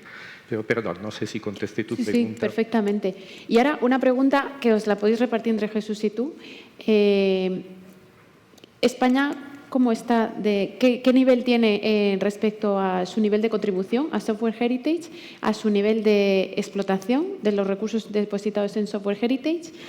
Y retomando una idea que ya hemos hablado antes, ¿los modelos de entrenamiento de inteligencia artificial beben de los software que hay depositados en Software Heritage? No, Jesús y Roberto, esto es para vosotros dos. Ok, y bueno. Puede ser lo que al revés. Entonces, hace un año más o menos nos preguntamos qué hacemos en ese mundo de inteligencia artificial que está muy verde, para usar un término así. No se entiende bien cuáles son las reglas, etcétera. Pero decidimos de intentar a colaborar con alguno que respete 3 principios fundamentales. Si se entrena un modelo arriba de la base de código que está almacenada en software, que no nos appartiene, nosotros, de hecho la gente la puede usar igual sin pasar por nosotros, pero pasando por nosotros es más fácil de usar. El contrato es, uno, el modelo que hacen tiene que ser abierto, se lo tienen que poner disponible por la gente, de manera, por ejemplo, Jesús se lo baja y lo usa en su máquina, lo adapta a su necesidad. 2, tiene que ser transparente, o sea, cada fichero usado en el modelo, en el training set, tiene que ser indexado y disponible, de manera que cada uno pueda ver si hay, ¿cómo se llama? Sesgo, ¿no? Varias sesgos, o otra cosa. Y tercero, por la gente que no quiere que su código sea utilizado para el entrenamiento, mismo si estoy de acuerdo con Jesús que es una posición rara, porque no veo por qué una persona puede leer una máquina, no. Pero por estar tranquilo, dijimos, la gente tiene que implementar un mecanismo de opt-out, o sea, algo declarar que no crece, etc. El resultado, en febrero de este año, hace poco, salió un modelo que se llama StarCoder 2, que fue hecho por Hugging Face ServiceNow usando un clúster de NVIDIA, que es el mejor modelo de asistencia de la programación abierto hoy en día, abierto completamente, o sea, tiene todo, pueden mirar exactamente cómo está hecho, lo pueden agarrar, lo pueden rehacer, etc. ¿Es la buena manera de hacer? No sé. Es lo que intentamos de hacer hasta ahora. Vemos si eso funciona. A mí me gustaría que los modelos sean abiertos de esta manera, que sean abiertos, que sean disponibles, que sean reutilizables, porque de alguna manera, si usamos el conocimiento de todo el planeta, habría que devolver ese conocimiento a todo el planeta también para poderlo reutilizar. En cuanto a uso y participación, yo creo que en general la mayor parte del trabajo lo estáis haciendo vosotros ahora mismo. En cuanto a recopilación, la recopilación es automática o semiautomática y luego también puedes depositarlo. Entonces, en cuanto a recopilación, no hay, digamos, contribuciones por países. Sí que hay contribuciones en cuanto a colaborar con vosotros pues, para tener copias de la base de datos, por ejemplo, o para tener mecanismos alternativos de explotación. De hecho, alguna vez hemos hablado que en el contexto de la pregunta anterior de cómo evaluar la producción científica relacionada con software, estaría muy bien poder utilizar el software Heritage para poder analizar la trayectoria de cualquier autor, porque todo lo que hemos hecho en software en nuestra historia está ahí. Entonces, podríamos trazarlo y podríamos sacar pues, métricas parecidas a las métricas que se sacan ahora en bibliometría, pero para software pasado. Y ese tipo de información la tienen, pero no se está explotando todavía, que yo sepa. Nosotros, por ejemplo, desde el punto de vista de investigación, lo estamos utilizando para analizar licencias, porque también estos señores tienen todas las licencias que alguna vez se han utilizado para el software, con lo cual es muy interesante analizarlas. Pero creo que todavía es un recurso relativamente poco desconocido incluso en la comunidad científica. Yo trabajo mucho en la comunidad de minería de repositorios y todavía es relativamente raro ver un artículo que utiliza el software que tienen en Software Heritage. Imagino que estas cosas irán cambiando un poco con el tiempo. Y en relación a su uso para inteligencia artificial, yo creo que hay un problema y una ventaja muy parecido a lo que planteaba la pregunta anterior con respecto de Wikipedia. Y es, los dos casos son recursos absolutamente valiosísimos para hacer entrenamiento. Aquí está todo el software, en Wikipedia tienen un montón de información curada en muchos idiomas. pero los autores que han puesto ahí esa información están de acuerdo con ello. Nunca hemos tenido esa discusión en realidad, y vuelvo un poco al comentario que hacía también yo antes. Entonces, puede haber gente que contribuyó a Wikipedia y que ahora se sienta hasta ofendido porque su contribución se utilice para entrenar modelos. O puede haber gente que escriba código que ahora tienen guardado en Software Heritage y que le diga, yo no quiero que mi software sea utilizado. Entonces, mi impresión es que necesitamos esa discusión que comentaba antes y probablemente mecanismos de exclusión si queremos respetar el deseo de esas personas. Quizás nos pasa que todavía no hemos tenido la discusión, por lo tanto no hemos llegado hasta saber hasta qué punto, entre comillas, necesitamos ese tipo de permisos de exclusión o hasta qué punto legalmente van a ser necesarios. Pero digamos que es una de estas situaciones curiosas donde técnicamente tenemos un recurso valiosísimo que no estamos seguros de si podemos usar. Y claro, clarificar eso es fundamental, tanto en el caso de Wikipedia que comentábamos antes como en el caso de Software Heritage. Si puedo agregar una cosa rapidísima, perdóname, porque me había preguntado, me olvidé una cosa importante, voy a hacer una pequeña analogía con lo que vimos en la publicación Open Access, ¿no? La dificultad que tuvimos en el mundo del Open Access es lo que intentamos de hacer para el software heritage. Ahora, como yo soy viejo, tengo 60 años hoy en día, viví un poco toda la época de la lucha para el Open Access. En los años 90, cuando apareció Internet, había artículos en Wall Street Journal que decían el Elsevier es muerto. ¿Por qué? Porque ahora que todos los artículos se pueden poner en Internet, ¿de qué nos sirve tener una cosa intermedia? Y ahí empezaron a aparecer plataformas como Arxiv, donde hoy en su comunidad conocen probablemente BioArxiv o PLOS, una plataforma que permitían de compartir todo lo preprint, etc. Pero la primera tal plataforma, que se llama Arxiv, fue creada por una persona sola en los Alamo Laboratories en los años 90, sin decir nada a su dirección, sin tener un plano, sin usar software libre, sin tener un board, sin tener sostenibilidad económica, etc. Con una interfaz horrible. Con una interfaz horrible. Y bueno, después se peleó con la gente ahí, se movió a la Universidad de Cornell, fueron a pedir plata a un matemático, se volvió multibillonario con los hedge funds. Bueno, lo mantienen, hace poco casi se lo compraron a un editor privado. Y además la peor cosa que hicieron es decir, esa plataforma sirve solo para lo preprint de física. Después con un poco de lucha aceptaron lo de matemática y de informática, pero biología no. Medicina no, psicología no. Y digo, ¿por qué? Si es una plataforma que es común. Resultado, hoy en día no sé si saben cuántos repositorios Open Access existen en el planeta. ¿Una idea? Más de 12.000. ¿Okay? Donde eventualmente si yo tengo 30 coautores, hay 25 copias del artículo con metadatos todo diferente en 25 lugares diferentes y después la gente dice, no, pero ahora creamos una federación, porque es un sistema distribuido federal. Bueno, bien intentado, pero digamos que no, que es una falta terrible de planificación. Ahora, como todo eso lo vivimos, o porque yo lo vi directamente, ahora para la parte del software yo intentamos, por lo menos para el software, gracias al cielo, no le interesaba a nadie hace 10 años, entonces la idea era decir, entonces error intentemos hacerlo, entonces hacemos una plataforma abierta, todo el software, no solo el software mío, solo el software francés, o solo el software de ciencia, o solo el software de informática, no todo. Intentar de tener, ir a avisar inmediatamente la dirección, voy a hablar con el Ministerio francés, voy a hablar con el responsable del Instituto de NIRIA, hacemos un acuerdo con la UNESCO de manera que sea una cosa bien internacional, abrir a todo el mundo para que todo el mundo pueda ser partenario, o sea que evitemos de encontrarnos con 12.000 instancias de pedacitos de software heritage dentro de 5 años, donde cada uno tiene una copia de su propio software incompatible con los demás y no se puede saber de dónde viene. Pero para hacer eso, obviamente, el modelo económico, ¿cuál es? Porque el modelo económico de ese tipo de cosas es importante, al final la plata cuenta. Un modelo genial hubiera sido, como nosotros damos un número de serie a cada código que está archivado, si yo pudiera vender $1 cada identificador que estamos ahí, con 20.000 millones de identificadores no tengo más problema de plata, pero de nunca. Pero no, nosotros no estamos en la dirección de comprarme una Ferrari para mí, contra la cual no tengo nada, si alguien tiene una Ferrari o Maserati, que también me gusta más, yo voy a dar una vuelta con usted cuando quiere. El modelo es más bien de mutualización de los costos.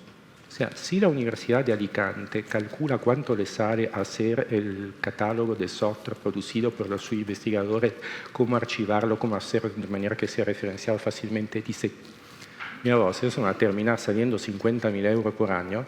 Bueno, capaz que es más interesante poner 10.000 euros y definir miembro del software y compartir el gasto con todos los demás. Doy un ejemplo así. Ese es el modelo hacia el cual vamos. Pero digamos, ven la idea, esos son un poco los principios de ciencia abierta, o sea, mutualización de costos, no enriquecimiento de un actor central en algún lado, y escucha de toda la comunidad científica que necesitan usarlo como representación adentro. Todavía no estamos ahí, tenemos 22 partenarios, son muy pocos para todo lo que tenemos que hacer, pero esa es la dirección que intentamos tomar y pienso la dirección del bien común hacia el cual tendríamos que ir. Ahí Wikipedia es un gran modelo, para nosotros somos más chicos, pero digamos, vamos más o menos al mismo camino, y con todas las dificultades que también describe Jesús, porque después hay tanto uso de los datos de software. Nadie se queja que hagamos análisis de cybersecurity, porque encontrar los bugs no le molesta a nadie. Ahora alguien se queja que se use para hacer modelos de inteligencia artificial, y ahí va a haber todo un debate que va a haber que tener, pero digamos, no lo vamos a poder evitar de tener ese tipo de discusiones. Perdón, de vuelta. Muchas gracias, sí, Roberto. Yo quería seguir por ahí, pero estoy mirando el reloj y me voy a ir con Javier, que tengo una pregunta del público y una mía a la luz de lo que estaba diciendo Jesús. Jesús estaba hablando de esos permisos que no se sabe si están otorgados o no para que el conocimiento que hemos generado sea utilizado por máquinas. Con las licencias que otorgamos al conocimiento científico estamos dando permisos para los humanos en términos de acceso y reutilización de esa información, pero no hay una especificación concreta para el uso que pueden dar las máquinas de ese contenido. Y esa es una pregunta fuera de guión totalmente. Quería saber si te parecería una solución acertada hacer una derivación específica de esas licencias concretas para máquinas. Y mientras piensas o no piensas, tenemos una pregunta del público, especialmente para ti, de Mercedes Martínez Carretero, que dice que cómo se controla o se puede controlar que la información que utiliza la inteligencia artificial para elaborar respuestas no tenga sesgos o no estén manipuladas. También viene un poco de la reflexión que nos traía Jesús. Bien. Empiezo por la primera. Históricamente hubo, y Jesús se acordará de esto, de lo que se llamaba la cláusula mariposa, ¿verdad?, de las licencias de software libre. Entonces lo que se decía es, tú no puedes utilizar este software que es libre para cuestiones de tipo militar. Y claro, uno decía, o para terrorismo, cosas de esas, pero ¿tú crees que al terrorista o al militar le va a importar infringir una licencia de propiedad intelectual? Le es exactamente igual. Si lo que está haciendo es invadiendo un país, va a respetar tus derechos de autor. O sea, es un poco como, o sea, los de la licencia mariposa, ¿de dónde salen, no? Entonces, los de la cláusula mariposa de la licencia, ¿de dónde salen, no? Entonces esto pasa es un poquito exactamente lo mismo, ¿no? Vamos a ver, las leyes de propiedad intelectual lo que establecen, fundamentalmente las leyes de derechos de autor, establecen, y a mí me encanta siempre al alumnado explicarlo no como derechos, me encanta explicarlo como actividades. Vamos a ver, hay 4 actividades que son las que estas leyes no nos permiten hacer si no tenemos o un permiso del titular de los derechos, o estamos ejercitando un límite, o la obra se halla en propiedad en dominio público. La primera actividad es copiar. Y dentro de la copia hay, cuando llega un determinado momento, que esa copia ya es una transformación, hemos cambiado la obra, o sea, la copia y la transformación. Esas son 2 actividades. Y la otra actividad que existe, las pongo en 2 grupos, es lo que llamamos o distribución o llamamos comunicación pública. ¿En qué se diferencian la distribución y la comunicación pública? Que uno tiene, es una obra de carácter tangible, los libros, los discos, los CDs, los pinchos USBs, y otros son comunicación pública donde no existe, la obra no está formada por un corpus mechanicum, no tiene átomos. Entonces, ¿qué ocurre? Que las leyes de propiedad intelectual lo que te dicen es, no se pueden hacer estas 4 actividades, salvo si, y vuelvo a reiterar, existe permiso del titular de los derechos, la obra se halla en dominio público o estoy utilizando un límite. ¿Con qué haga yo la copia, la transformación, la comunicación pública o la distribución? Es absolutamente indiferente. O sea, me da igual hacerlo. Es más, la propia ley de propiedad intelectual, en uno de sus límites, lo que dice es que las copias temporales, porque cuando yo abro un ordenador y estoy viendo una página web, mi ordenador ya ha hecho al menos 2 copias temporales, ha hecho una memoria RAM y me está poniendo otra en la pantalla. Y esos que son copias, la ley lo que nos dice es que son límites, yo puedo hacerlo, ¿por qué? Porque son límites derivados de la tecnología. Hay otra serie de límites que se fundamentan en valores de tipo social o valores de tipo patriótico. La reproducción del himno nacional cuando viene un presidente de Estado extranjero, no necesita permiso del autor. La transformación de determinado tipo de obras para los invidentes, lo que no necesita tampoco es permiso. O sea, que la ley en ese aspecto lo que va haciendo es va acumulando a cada uno de los sistemas que va produciéndose, va incorporando una limitación. ¿Qué ocurrió con las tecnologías? Que cuando uno se lee el artículo correspondiente a la Ley de Propiedad Intelectual, lo que va viendo es una especie como de arqueología de las tecnologías, porque al principio los límites que va poniendo ahí, o los sistemas, no los límites, perdón, sino en qué consiste la distribución pública, o en qué consiste la comunicación pública, y en qué consiste la distribución, lo va acumulando conforme las tecnologías. La primera tecnología que existe es la de la arquitectura, la del teatro, porque lo que buscamos es que nuestra voz llegue lo más lejos posible. Eso ya es una comunicación pública, entonces la arqueología del teatro entonces se permite, eso ya se considera que es una comunicación pública. Y luego poco a poco, y entonces al final de todo vienen los enlaces. Entonces hemos hecho a través de ese artículo toda una historia de cómo han ido pues, la radio, la televisión y al final viene Internet. Claro, ¿qué ocurre? Que al final lo que te dicen es que comunicación pública precisamente es utilizar cualquier tipo de tecnología. Entonces, el uso de cualquier tipo de máquina o de lo que sea sigue siendo, por tanto, un acto de comunicación pública. No hay ningún tipo de problema. Bien, ¿tenemos o podemos poner eso en una licencia? Por supuesto. ¿Por qué? Porque hay un principio universal dentro de lo que es el derecho dispositivo, que es el del principio de la autonomía de voluntad. Yo puedo hacer contratos o licencias en los cuales especifico todas y cada una de las condiciones que a mí me apetezcan. Cuidado, si yo ya di una serie de condiciones, la discusión está es si tienen efecto retroactivo o no. Lo que yo dije entonces y te permití entonces, ahora ya no te lo permito. Cuidadito con eso. Y ahí hay también una discusión en el mundo del software libre, o sea, que es el relicenciamiento.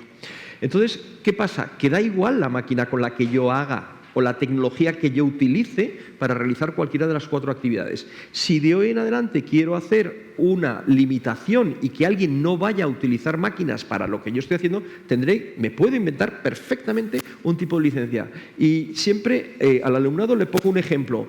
¿Odiáis los pelirrojos porque sois de una secta religiosa? También podéis hacer una licencia en la que digáis, los pelirrojos no pueden porque tienen una derivación satánica, etcétera, etcétera. O sea, el ser humano puede hacer lo que quiera con este tipo de contratos. O sea, el mundo está lleno de contratos absurdos y no pasa absolutamente nada. A ti te lo dejo así, ¿por qué? Porque es mío y me apetece. A ti no te presto el coche. Entre hermanos, el comodato, que es un contrato préstamo de uso gratuito de trajes o de vestidos, a unos hermanos les dejabas y a otros no, basado en la voluntad del comodante. Este traje es mío y yo se lo dejo a mi hermana, que es la que sé que me lo cuida. A esta tú, que va a venir con manchas de la fiesta, no se lo voy a dejar. O sea, este tipo de libertad contractual es la que está ínsita en todos nuestros sistemas. Por tanto, sí, la respuesta es positiva. Se puede hacer absolutamente lo que queramos con las licencias. Con respecto a la segunda cuestión, el tema del control. Esta es una pregunta muy recurrente. ¿Cómo puedo controlar qué? Y claro, yo lo que siempre pongo es otro ejemplo, y es el siguiente. ¿Podemos modificar el Código Civil en la sección correspondiente al matrimonio para lograr una mayor fidelidad de los cónyuges? ¿A que no? A mí no se me ocurre.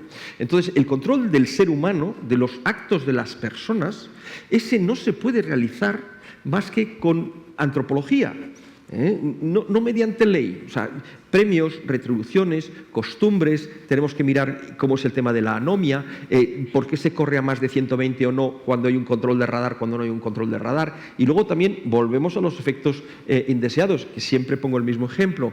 La prohibición del tabaco, de las salas de tabaco, lo que hizo generó un grandísimo desarrollo de la industria de la carpintería metálica.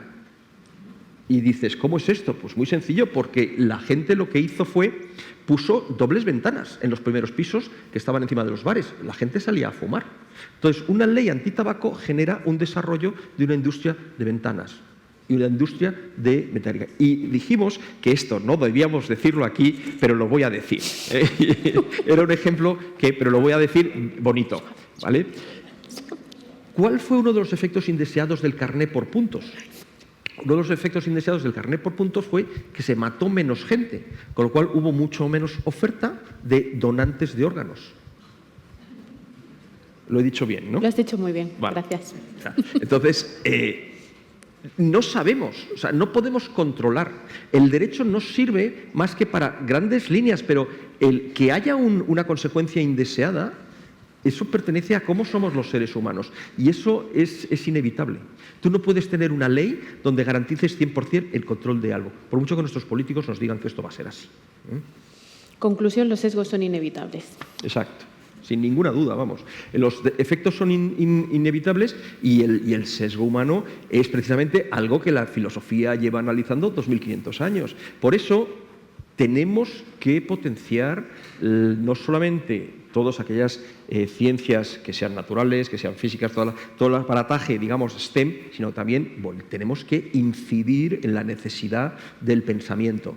El pensamiento siempre es un pensamiento que tiene que ser crítico y no podemos tirarnos al barro de es que hay una maravillosa innovación y esto es una innovación y si no vamos a perder el carro. Pues a lo mejor hay carros que es mejor perder. Y en el siglo XX, los dos ejemplos que se ponen como gran desarrollo, que fue un desarrollo indeseado, fueron sistemas de matanzas de personas, de genocidios en el menor tiempo posible. Y hubo dos proyectos emblemáticos. El primero, el del gas ciclón B de los nazis y el segundo, el proyecto Manhattan. ¿Cómo matar más gente en menos tiempo? Es que eso también constituye un desarrollo. Tenemos, por tanto, que introducir una reflexión ética a todas y cada una de las tecnologías de las cuales nosotros estamos implicados en su desarrollo. Y como bien han dicho Roberto y bien ha dicho Jesús, esto no es un tema técnico. Esto es un tema social, es un tema político y es un tema de qué tipo de mundos son aquellos en los que nosotros queremos construir. Y si hay que hacer moratorias en determinado tipo de desarrollos, habrá que plantearse el hecho de hacer moratorias, porque no todo vale. Muchas gracias, Javier. Le voy a pasar el testigo a Jesús y aquí te quiero preguntar que traigas a colación una reflexión sobre qué crees que puede aportar el software libre como bien común al desarrollo de una inteligencia artificial para la mejora de la comunicación científica biomédica en español. ¿Qué esperas ver? Yo creo que una cosa ya lo ha aportado, que es lo que comentábamos antes, el gran desarrollo que se debe gracias a esa base común de infraestructura básica que está usando todo el mundo que investiga en inteligencia artificial. Y yo creo que la segunda cosa que puede sacar es el aprender de la historia.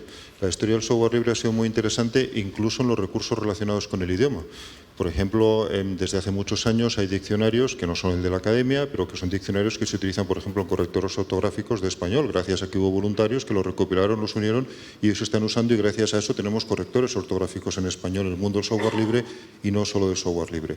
Hay algún ejemplo también que comentábamos antes de estar aquí, como por ejemplo la información geográfica, que tiene muchas similitudes con el idioma desde muchos puntos de vista y que pues, en España y en otros países hace tiempo que se ha visto que es muy razonable desde las entidades públicas fomentar el que todo el mundo tenga acceso a ella para poder mejorar cualquier aplicación con información geográfica. Entonces, desde mi punto de vista, todas las instituciones que tienen que ver con la lengua podían aprender el modelo de software libre y decir, bueno, pues ¿por qué no hacemos que toda la producción que tenemos, toda la información básica que va a mejorar el tratamiento de la lengua e inteligencia artificial sea una base común que todo el mundo pueda utilizar? Sea una parte de esta infraestructura que tú mencionas, infraestructura común para la mejora del uso del idioma en los sistemas de inteligencia artificial. No tiene mucho sentido quejarse de que los modelos en español no son muy buenos y luego decir, sí, pero lo que hemos hecho para mejorarlo es tener acuerdos con 3 empresas para que ellos puedan hacer mejores modelos y el resto del mundo no. Es mucho más razonable decir, no, hemos cogido todas las herramientas que tenemos para que el español funcione lo mejor posible con la inteligencia artificial y hemos dejado que todo el mundo acceda a ellas, tanto empresas como individuos, como innovadores por cualquier lado. Yo creo que eso es algo que podemos aprender claramente y todavía quedan muchas cosas abiertas, ¿no? Como estaba también comentando Javier, pero solo con que aprendiéramos eso yo creo que ya íbamos lejos. Gracias, Jesús. Roberto, antes se me ha quedado en el tintero preguntarte si nos podías hacer una breve mención a los principios, a los POSI, a los principios de las infraestructuras abiertas, como un referente que a lo mejor puede guiar estos elementos necesarios para armar la inteligencia artificial bajo un sustrato más ético. Y bueno, sí creo. No sé si todo el mundo es familiar con los principios de infraestructura para ciencia abierta, por sí, pero digamos, eso viene en reacción a la privatización de la ciencia que vivimos en las últimas décadas con todos los editores comerciales que se apropiaron de los derechos de autor de todo lo que nosotros fabricamos. Que de hecho también pienso desde el punto de vista legal no creo que sea una cosa que sea defendible desde el punto de vista de ellos, pero no vamos a hacer un juicio hoy. Y entonces, digamos, la biblioteca, los poderes públicos en general, intentan ahora de ver cómo se puede salir de ahí, cómo crear infraestructuras que permitan justamente mejorar la publicación abierta sin caer en la trampa de la privatización. Y hay alguna persona que estilaron una lista de principios que dice en particular justamente que para que una infraestructura sea considerada una infraestructura de servicio de ciencia abierta, tiene que respetar un cierto número de reglas, en particular ser controlada por la disciplina científica a la cual pone servicio, tiene que tener una infraestructura, si posible, compuesta componente con software libre, de manera que se pueda mantener, reutilizar, tiene que tener un plan económico que per il mantenimiento de la infraestructura, tiene que tener un plano, nel caso que la parte económica no funcione más, para salvar los datos, pasarla a otra infraestructura. Está todo pensado para decir cómo hacemos para liberarnos de los editores tradicionales e ir en la buena dirección. Ahora, bueno, se empieza a ir en esta dirección. ¿Y por qué esos principios se notaron? Porque a veces mismo el hecho que simplemente una infraestructura sea software libre hoy no garantiza nada para futuro, y lo vimos en varias ocasiones. Por ejemplo, la Comunidad Europea financió con 4 o 5 millones de euros, no me acuerdo mal de tache, una plataforma de publicación pública que se llama Open Research Europe, 8 millones. que era basada en una plataforma abierta desarrollada por F1000 Research. La semana después que anunciaron que ganaron la licitación europea, esa plataforma F1000 Research fue comprada por Taylor & Francis. Okay. Poi hay otra plataforma abierta que se usaba para protocolos, se llama Protocols.io, también fue comprada por un editor propietario. ¿Cómo evitaste invertir plata pública para desarrollar la plataforma y después comprada y privatizada per tarde? Entonces, esos principios intentan de dar una lista en esa dirección.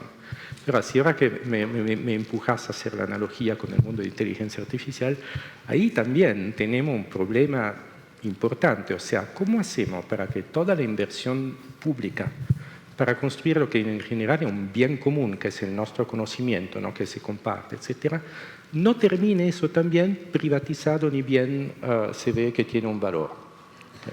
Que de hecho es lo que más o menos vemos con el grande modelo de lenguaje más popular hoy en día, que si puede tomar 2 segundos para decirle bien dónde están las dificultades. Hay esencialmente 3 categorías de grande modelo de inteligencia artificial que ve en eso, Large Language Model. Una que son completamente cerrados, típicamente ChatGPT de OpenAI, una cosa así. Eso significa que ustedes no ven el modelo, no saben qué datos fueron usados para entrenarlo, y la única manera de usarlo es a través de una API. O sea, yo le mando a la empresa de otro lado mi pregunta, el modelo fabrica una respuesta, me la devuelve, pero todo lo que yo digo en mi escambio, pues si leen la letra chica abajo del contrato, puede ser utilizado para mejorar el modelo, puede ser utilizado para, en particular, si ustedes ponen datos personales o información secreta de la empresa, como le pasó a Samsung hace un poco, cosas así, toda su información termina dentro del modelo y después, o sea, por eso muchas empresas prohíben el uso de ChatGPT de manera brutal. ¿Okay? Ese es un tipo. Después tiene otro tipo de modelo, que son lo que llaman... Meta lo llama open source, pero la gente del mundo open source no está de acuerdo que es el buen término. Son open weights, o sea que lo peso que nos mostró la profesora antes, se lo damos, ustedes pueden agarrarlo, usarlo en su máquina privada, pero de vuelta no tienen la menor idea de cómo fue hecho el modelo, no lo pueden refabricar de vuelta, no saben que fue utilizado para el entrenamiento, entonces pone un montón de problemas mismo de inspección de los datos, y en términos de reproducibilidad, porque si ustedes ven, hay todo eso benchmark, dice ese modelo es mejor que el otro. Pero ¿cómo hacen? Porque le hacen pasar unos test. ¿Qué sabemos nosotros? Que el modelo no tiene los test adentro, ¿viste? Que no le pasaron la respuesta de los test antes. O sea, esa cosa si me pasa el término argentino, truchar con los benchmark, es una cosa vieja. Yo lo conocí en el mundo informático en los años 80. Había fabricantes de microprocesadores que hacían un cache, o sea, la memoria rápida, tan grande, justo lo suficiente para ganar todos los tests. Usted compra esa máquina diciendo la mejor, cuando la ponía con casos reales no funcionaba para nada porque era solo para pasar el test. ¿Qué sabemos de esto? Y después está la tercera categoría, la donde a nosotros nos gustaría ir, que son categorías donde ustedes saben cuáles datos fueron utilizados para hacer el entrenamiento, saben cuál es el protocolo para entrenarlo, pueden usar el modelo de suma mira, entonces pueden tener una inspección. Y después queda el límite, que es muy difícil, que cuando hay que entrenar un modelo sale 900 millones de dólares, no todo el mundo va a poder hacer. Entonces, también hay una gran pregunta, eso no tendría que ser una iniciativa, o sea, el modelo fundacional no tendría que ser una iniciativa más bien a nivel de gobiernos internacionales que se federan para crear esa nueva versión del bien común. Y para decirle, en Francia, por ejemplo, hace poco el gobierno había financiado claro, no al nivel de la plata que tienen esas mega multinacionales, una iniciativa para tener bienes comunes para inteligencia artificial generativa con exactamente la misma preocupación que escuché acá que ustedes tienen para el español. En Francia nosotros tenemos exactamente la misma preocupación con el francés.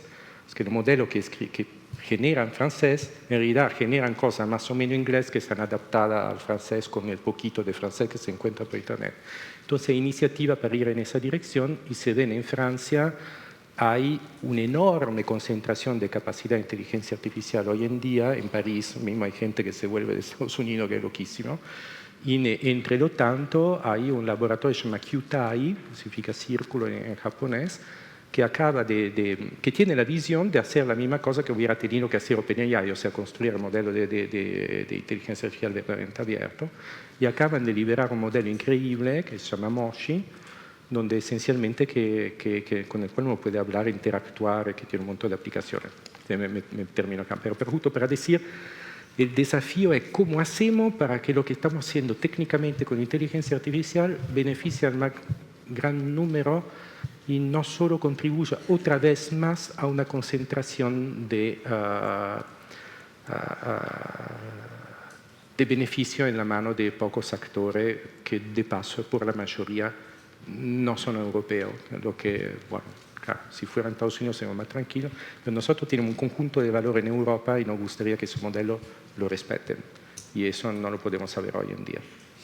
Veo que Javier y tú coincidís en la parte ética y moral de este desarrollo tecnológico. Estamos pasados de tiempo, 4 minutos pasados de tiempo, pero os pido 1 minuto a la organización, solo 1 minuto, para que Javier y Jesús terminen cada uno en 1 minuto. Decidme una aproximación distópica y una utópica a lo que acabamos de discutir. Yo creo que la distópica y la utópica se unen. Y es el mundo en el que estamos viviendo, que ya es distópico y utópico al mismo tiempo. Es un mundo de una grandísima confusión, no se sabe ya cuál es la verdad, nunca ha habido tanta información y nunca ha habido tanto terraplanista. Antivacunas, las vacunas nos introducían mediante una jeringuilla, y nadie se acordaba que llevábamos un chip en el bolsillo ya, ¿para qué te van a meter uno a través de la vacuna?